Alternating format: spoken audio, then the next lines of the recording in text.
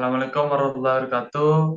Selamat malam untuk teman-teman semua dan Bapak Ibu dosen yang terhormat. Kami dari kelompok 2 akan mempresentasikan tugas resensi film yang mengenai interaksi antar organisme dan lingkungan. Kemudian sebelum kita mulai, saya akan memperkenalkan diri saya beserta anggota kelompok yang lain. Dimulai dari diri saya, perkenalkan nama saya Faiz Kamal Abrastianto dari Prodi Rekayasa Nanoteknologi dengan NIM 162231074. Kemudian nama saya Tiara Yufrina Jaspoliha dengan NIM 147231095 dari Fakultas Perikanan dan Kelautan Teknologi Hasil Perikanan.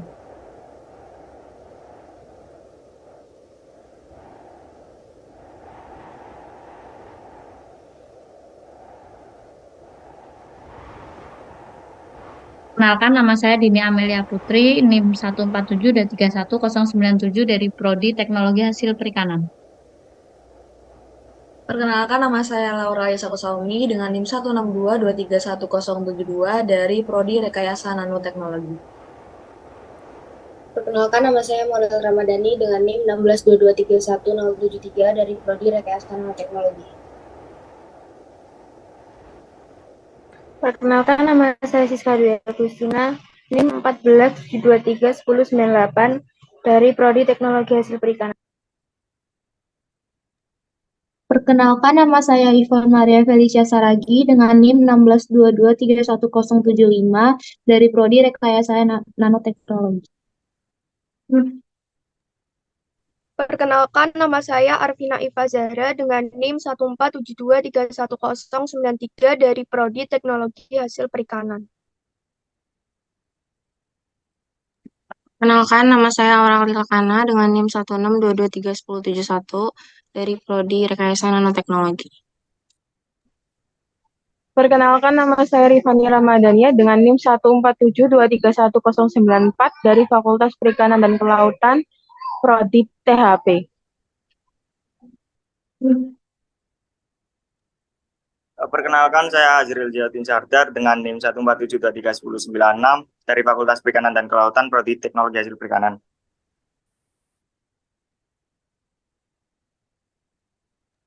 Kemudian setelah memperkenalkan anggota kelompok kami akan mempresentasikan masing-masing job desk atau resensi film yang telah ditentukan. Dan kemudian untuk yang pertama ada dari saya dan teman saya Tiara Yufada yang akan membahas tentang film The Meg yang dirilis pada tahun 2018. Untuk sinopsis dan kelebihan bisa dibaca, silakan.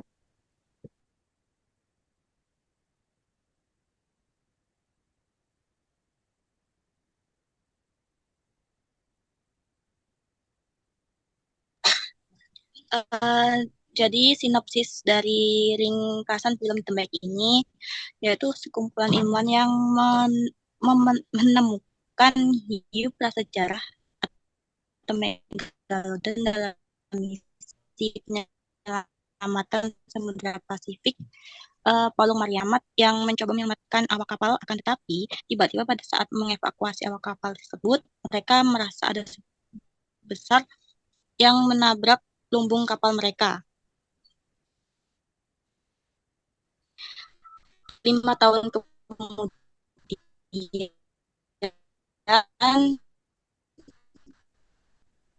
datang seorang miliarder Tuyin, anak dari Walter Chang dan juga Mei. Mei itu anak dari Tuyin. Ini kabar yaitu sebagai pilot menyelam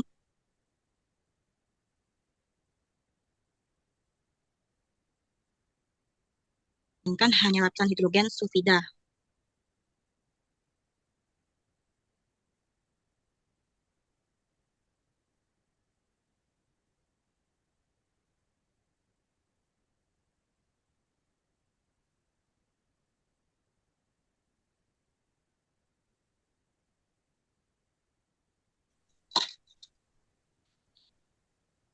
FBI sehidrogen sulfida sendiri itu atau H2S. H2S itu kayak senyawa kimia gas yang tidak berwarna. Lebih berat daripada udara, bersifat flammable atau bahannya mudah terbakar apabila memiliki titik nyala pada suhu 0 derajat Celcius dan titik didih pada suhu 35 derajat Celcius. Ketika sampai di dasar Palung Mariana, mereka takjub dengan hewan-hewan yang belum diketahui. Namun kesenangan mereka tak berlangsung lama. Ada sesuatu yang besar menabrak kapal mereka hingga menyebabkan koneksi jaringan dalam kapal mereka itu terputus. Kemudian si Jonas itu datang membantu bersama kapal dengan Suyin. Ketika akan membantu, si Suyin ini terperangkap sama si gurita yang besar hingga menyebabkan kapal milik Suyin hampir pecah. Namun tak berapa lama kapal Suyin terlepas dengan sendirinya setelah sosok megalodon melahapnya dengan badan sebesar 20-25 meter. Pada saat itulah Suyin mencoba melarikan diri dan mengaitkan kapalnya dengan kapal lori tadi. Namun ketika mengevakuasi mereka, tiba-tiba megalodonnya tuh menyerang mereka hingga mengakibatkan si Toshi ini tewas karena mengorbankan dirinya demi rekannya yang selamat. Terus setelah itu ketika sudah diselamatkan tuh anaknya itu berjalan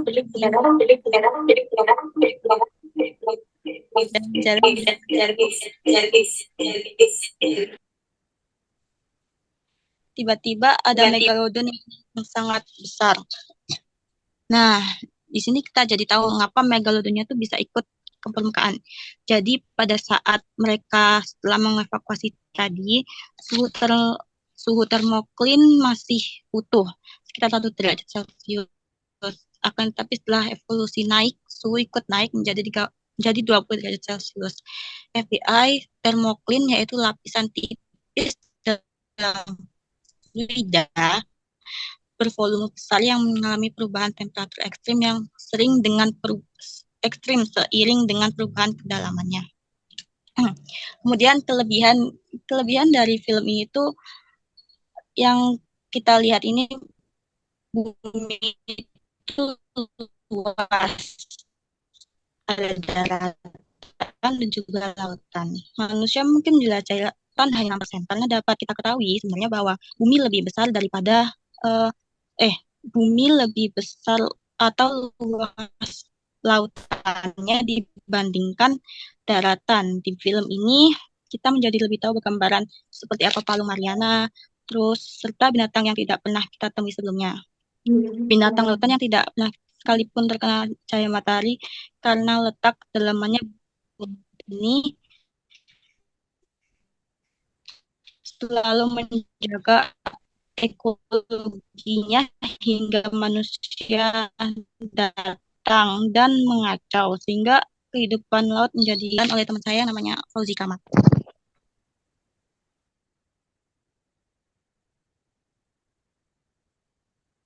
Kemudian kekurangan yang bisa saya ambil dari film ini yang dilihat dari kondisi biologis maupun non-biologis secara interaksi organisme adalah film ini mengangkut tentang hiu yang bernama Megalodon, dan itu menurut saya sudah tidak ada lagi di dunia sekarang, jadi mustahil untuk bisa divalidasi secara 100% karena ya secara data emang laut tidak 100% bisa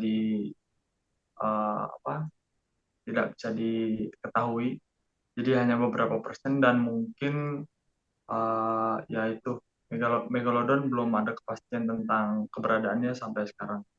Dan untuk sekitar lingkungan yang ada di film, karena film ini terlihat sudah memiliki teknologi yang sangat maju, jadi kemungkinan besar pasti ada efek samping negatif yang bisa diambil dunia sekarang nyata, karena di yang kita alami sekarang ini polusi udah nggak beraturan, kondisi di udara udah nggak baik, jadi teknologi yang makin maju di film itu kayak bisa sekarang aja udah parah gitu loh dengan teknologi yang seadanya, bukan seadanya sih maksudnya yang maju, apalagi yang film ini lebih maju gitu loh. Jadi ada efek samping yang nggak disampaikan di dalam film, tapi untuk realisasinya mungkin akan ya beberapa tahun ke depan akan yang beberapa tahun yang akan datang, tapi pasti ada resiko dan pencemaran di udara yang nggak kita tahu.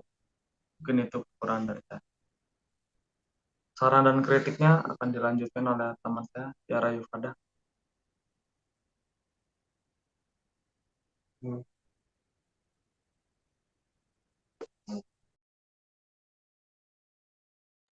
Mungkin karena kendala koneksi, saya akan sampaikan mungkin kritik dan saran saya terhadap film kita berdua terhadap film ini. Mungkin kritiknya alangkah saran dan kritiknya alangkah lebih baik jika kita uh, memperbaiki sesuatu yang sudah terjadi. Jadi misal ketika kita mengambil langkah untuk memajukan teknologi tapi tidak memikirkan tentang bagaimana efek samping dari lingkungan yang akan datang, maka kita tidak akan tahu apakah generasi yang akan datang bisa menikmati kondisi alam yang kita lakukan seperti sekarang. Mungkin itu dari kelompok saya dan dari job desk saya dan Tiara. Kemudian bisa dilanjutkan oleh Aura beserta rekannya. Silakan. Baik, selanjutnya akan dijelaskan oleh saya dan Aura mengenai film The Jungle Book 2016. Ya, jadi untuk sinopsis The Jungle Book itu bercerita tentang sebuah kehidupan seorang anak bernama Mowgli. Mowgli itu tidak seperti manusia biasa yang dibesarkan oleh bapak dan ibunya, akan tetapi dia merupakan seorang anak yang dibesarkan oleh sekelompok hewan yang berada di hutan, seperti serigala, monyet, macan, kumbang, dan lain-lain. Suatu hari, Mowgli dipaksa untuk melakukan sebuah perjalanan dan meninggalkan hutan yang sudah menjadi rumahnya demi untuk bisa menemukan jati dirinya.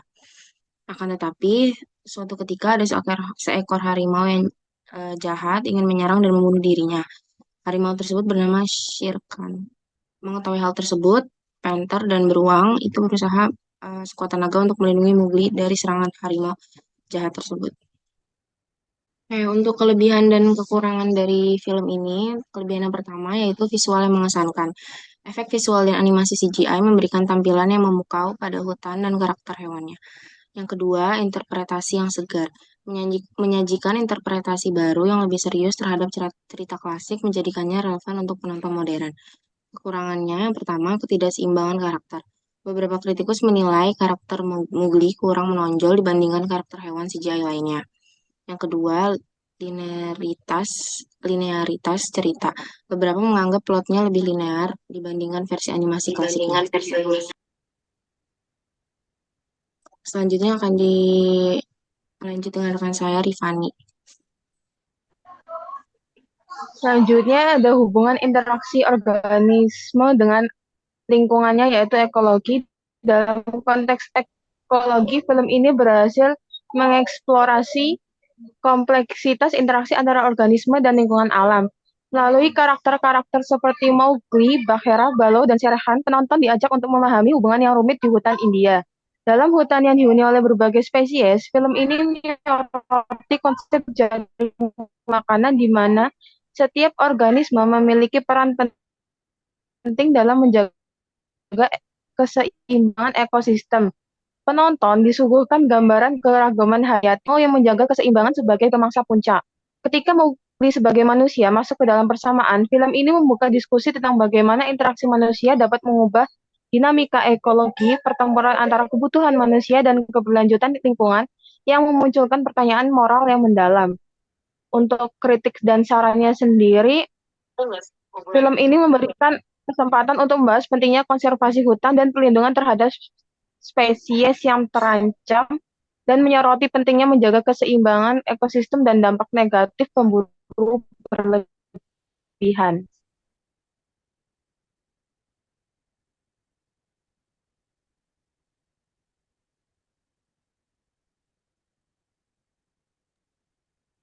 Mungkin itu dari giliran kedua, sekarang ketiga yang akan dibacakan oleh teman saya, yaitu Maurel dan Jessica Dwi. Untuk kesempatannya, silakan. Baik, di sini kami mengusung film yang berjudul, sebenarnya bukan film sih, ini lebih ke dokumenter yang berjudul Our Planet.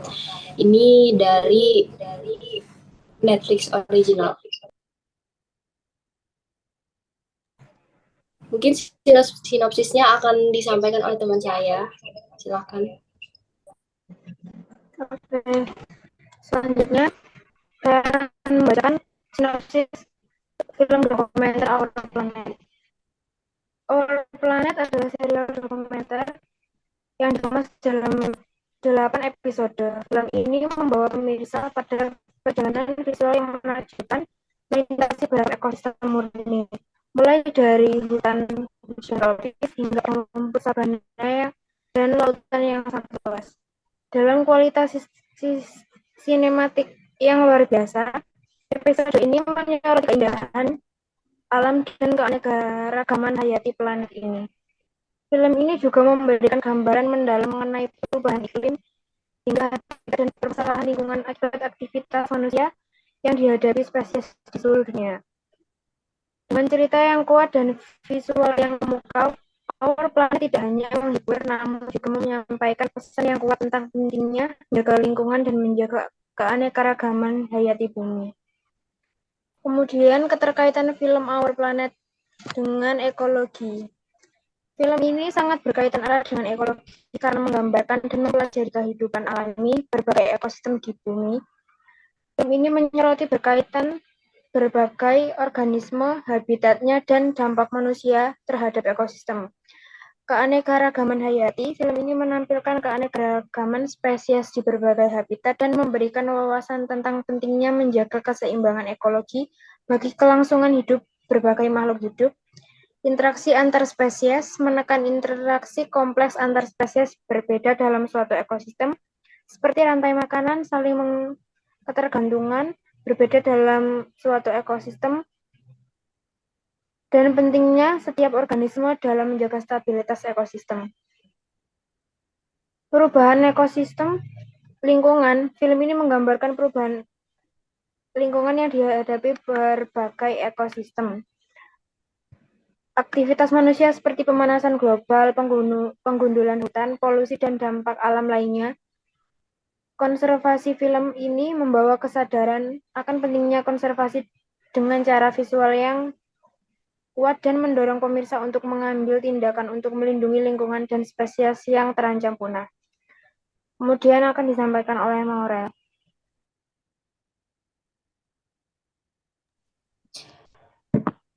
Baik, Our Planet sendiri adalah serial dokumenter yang menampilkan keindahan alam serta keanekaragaman hayati di berbagai belahan dunia. Selanjutnya, kelebihan film ini adalah visualnya yang menakjubkan. Pengambilan gambar yang luar biasa memperlihatkan kehidupan liar dalam lingkungan aslinya, memungkinkan penonton untuk melihat beragam perilaku hewan dan bagaimana mereka beradaptasi dengan lingkungan sekitarnya. Namun, di balik semua kelebihannya, ada beberapa kritik terhadap film ini. Beberapa kritikus menyoroti bahwa sementara visualnya memukau, narasinya cenderung kurang mendalam dalam menjelaskan interaksi organisme dan lingkungannya secara spesifik. Beberapa konteks ilmiah terkadang dianggap kurang dalam menjelaskan bagaimana interaksi tersebut mempengaruhi ekosistem secara keseluruhan.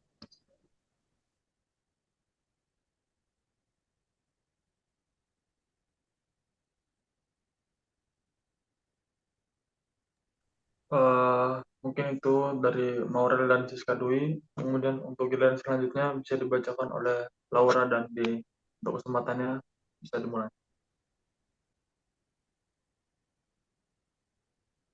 Baik, yang saya dan Laura tampilkan adalah dari film Spider-Man yang dirilis tahun 2012. Sinopsis dari film ini yaitu Peter Parker yang selalu teringat ayahnya, di mana ayahnya adalah seorang ilmuwan misterius yang suatu hari tiba-tiba berpamitan dan menghilang. Peter dibesarkan oleh pamannya setelah kematian kedua orang tuanya. Tiba-tiba Peter Parker terkena gigitan laba-laba dan menjadikannya dia seorang manusia laba-laba. Peter kemudian bertemu dengan Dr.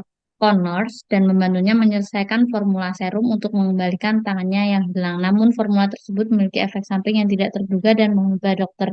Connors menjadi sosok yang ganas. Kelebihan dari film ini salah satunya adalah visualnya yang lebih modern. Jadi dalam film Spider-Man menampilkan seperti Peter Parker menjadi sosok laba-laba yang sejati. Ada laba-laba membuat jaring dan bergerak ke gedung-gedung saat melawan musuh. Selanjutnya akan disampaikan oleh rekan saya, Laura. Oke, baik, terima kasih. Itu merupakan barusan sinopsis sama kelebihan dari film Spider-Man yang kita jadikan buat resensi film. Untuk kekurangan dari film ini tuh, jadi meskipun film ini itu merupakan film superhero yang menghibur, tapi beberapa aspek biologinya itu tidak sesuai dengan kenyataan. Misalnya, transformasi Peter Parker menjadi Spider-Man yang disebabkan oleh gigitan laba-laba yang dimodifikasi secara genetik itu tidak mencerminkan proses biologis yang mungkin terjadi dalam kehidupan nyata. Begitupun dengan antagonisnya, pemeran antagonisnya yaitu Lizardman, di mana Dr. Connors itu yang melakukan eksperimen menyuntikkan gen dari kadal ke tubuhnya yang membuat dirinya menjadi Lizardman itu. Nah, itu juga mencerminkan bahwa modifikasi genetika tersebut tidak mungkin dapat terjadi di dunia nyata. Selain itu juga, kemampuan Spider-Man itu seperti penglihatan yang tajam dan refleksi yang super cepat, lebih bersifat fantasi daripada didasarkan pada prinsip-prinsip biologi yang jelas. Lalu, untuk saran dan kritik mengenai film tersebut, jadi sarannya mungkin lebih bisa mengembangkan lagi aspek sains dan juga dari mutasi genetik tersebut, karena dari film The Amazing Spider-Man ini hanya menjelaskan secara singkat bahwa mutasi genetik Peter Parker itu disebabkan oleh gigitan laba-laba radioaktif. Lalu yang kedua mungkin bisa mengulas lebih lanjut lagi mengenai konsekuensi dari mutasi genetik, karena mutasi genetik itu dapat memiliki konsekuensi positif dan juga negatif. Nah, dalam film The Amazing Spider-Man ini, konsekuensi positif dari mutasi genetik Peter Parker itu dia memperoleh kekuatan super. Namun, konsekuensi negatifnya itu juga ada, yaitu dia harus bisa menghadapi rasa sakit dan juga penderitaan akibat gigitan laba-laba radioaktif. Untuk kritik mengenai film tersebut, yang pertama yaitu penjelasan tentang mutasi genetik yang kurang jelas, karena seperti yang disebutkan di atas gitu, film The Amazing Spider-Man itu hanya menjelaskan secara singkat bahwa mutasi genetik Peter Parker itu disebabkan oleh gigitan laba-laba radioaktif. Namun, penjelasan tersebut kurang jelas dan juga tidak memberikan pemahaman yang mendalam tentang bagaimana sih mutasi genetik itu bisa terjadi. Yang kedua, konsekuensi positif dari mutasi genetik yang terlalu ditekankan. Dari film The Amazing Spider-Man itu lebih menekankan pada konsekuensi positifnya saja dari mutasi genetik Peter Parker. Dia bisa memperoleh kekuatan super. Nah, hal ini itu bisa menimbulkan kesan bahwa mutasi genetik itu selalu memiliki konsekuensi positif. Padahal, seperti yang disebutkan di atas, mutasi genetik juga dapat memiliki konsekuensi negatif. Jadi, secara keseluruhan, film yang kita resensi yaitu tentang The Amazing Spider-Man itu memberikan gambaran yang cukup baik mengenai mutasi genetik, namun film tersebut masih dapat dikembangkan lebih lanjut untuk memberikan pemahaman yang lebih lengkap lagi dan juga mendalam tentang mutasi genetik. Jadi itu resensi film dari kami berdua. Mungkin bisa dilanjut, Kamal. Terima kasih. Oke, sama-sama untuk Mbak Laura dan Mbak dan rekannya. Kemudian yang akan dilanjutkan oleh terakhir yaitu Yvonne, Mas Azril, dan Mbak Arvina. Untuk kesempatannya jadi mulai. Oke, jadi dari kami menggunakan film The Eleven Whispers yang dirilis pada tahun 2022 dengan sutradara Kartiki Gonçalves. Film ini menampilkan Bowman dan Belly, sepasang suami istri yang merawat seekor anak gajah yatim piatu bernama Ragu. Ragu ditemukan oleh Bowman dan Belly saat tersesat di hutan. Mereka kemudian membawanya pulang dan merawatnya seperti anak sendiri. Seiring berjalannya waktu, Bowman dan Belly mengembangkan ikatan yang kuat dengan Ragu. Mereka mengajarkannya cara makan, bermain, dan hidup di alam liar. Selanjutnya untuk kelebihan dan kekurangan bisa dilanjutkan oleh rekan saya.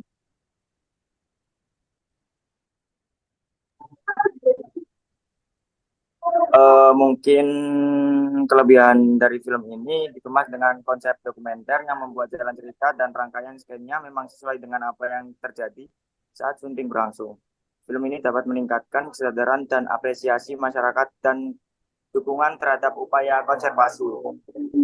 Mungkin dari kekurangannya dari film tersebut yaitu kurang menjelaskan mengenai spesifik gajah yang tidak seperti interaksi hewan sama hewan yang lain dengan lingkungannya. Untuk sarannya dilanjutkan dari rekan saya. Selanjutnya yaitu saran. Mungkin dari film tersebut bisa menceritakan kisah yang menginspirasi seperti menyertakan kisah-kisah yang mengunggah emosi dan menginspirasi penonton untuk melindungi satwa dan lingkungan mereka. Selanjutnya yaitu film tersebut seharusnya bisa memberikan pesan konservasi seperti menyertakan pesan-pesan penting tentang pentingnya konservasi dan upaya yang dapat dilakukan oleh individu untuk melindungi satwa dan lingkungan.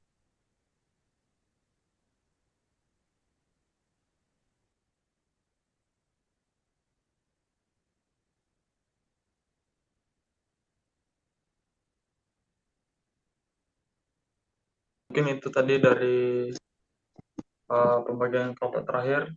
Yang itu yang bisa kita kelompokkan tampilkan dari tugas resensi film berdasarkan interaksi organisme. Jika ada kurang dan lebihnya kami mohon maaf. Terima kasih. Assalamualaikum warahmatullahi wabarakatuh.